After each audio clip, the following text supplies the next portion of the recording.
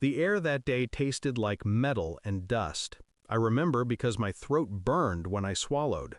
My daughter had called me the night before.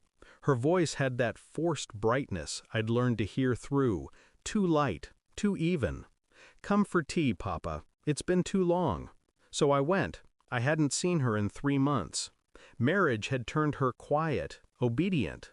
Her laughter, the one that used to fill my house, had become something smaller, something rehearsed. When I arrived, I didn't find her in the house. I found her outside, under a tarp. The sunlight cut through in fractured patches, baking the air into something unbearable. She was crouched over a small stove, stirring a pot. The fabric above her sagged from the heat. Her hands trembled as she worked. I stood there, silent, watching the daughter I'd raised to be fearless cook like a servant in her own yard.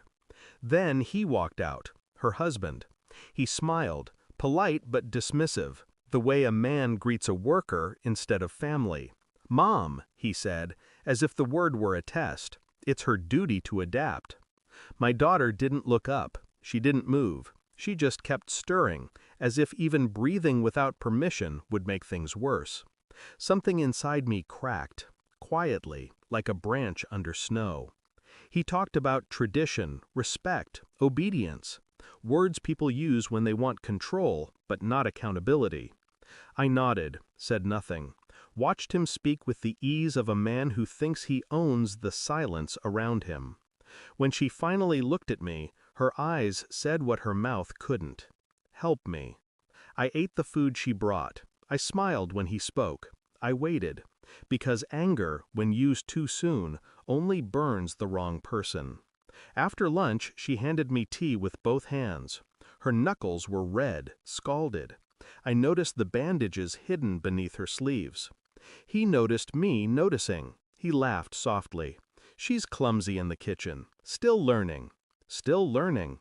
I wanted to ask, learning what? Humility? Submission? Silence? But I didn't. I just looked at my daughter and said, "You've done well," and I meant it differently than he thought. That night I sat in my car outside their gate long after the lights went out, and for the first time in my life I felt something colder than rage. Patience. The next few weeks I started observing. Small things first. I visited unannounced, brought fruit, small gifts, excuses. Every time she seemed thinner, quieter. Every time he was there, answering for her. When she spoke, she looked at him first. Control doesn't always look like violence. Sometimes it looks like politeness sharpened to a blade. I checked records, property titles, bank accounts.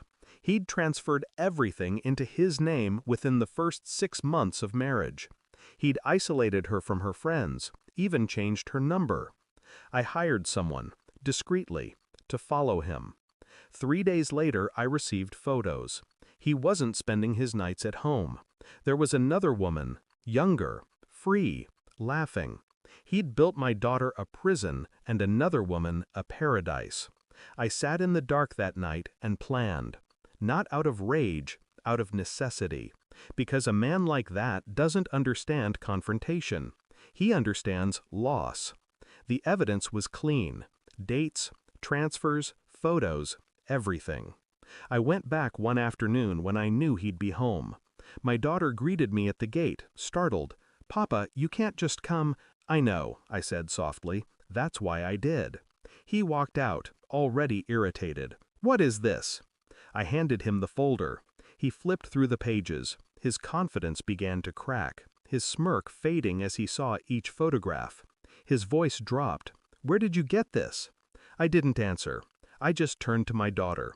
"Pack your things." He stepped between us, blustering about family honor, about misunderstanding. I looked at him once, long enough for him to realize I wasn't bluffing.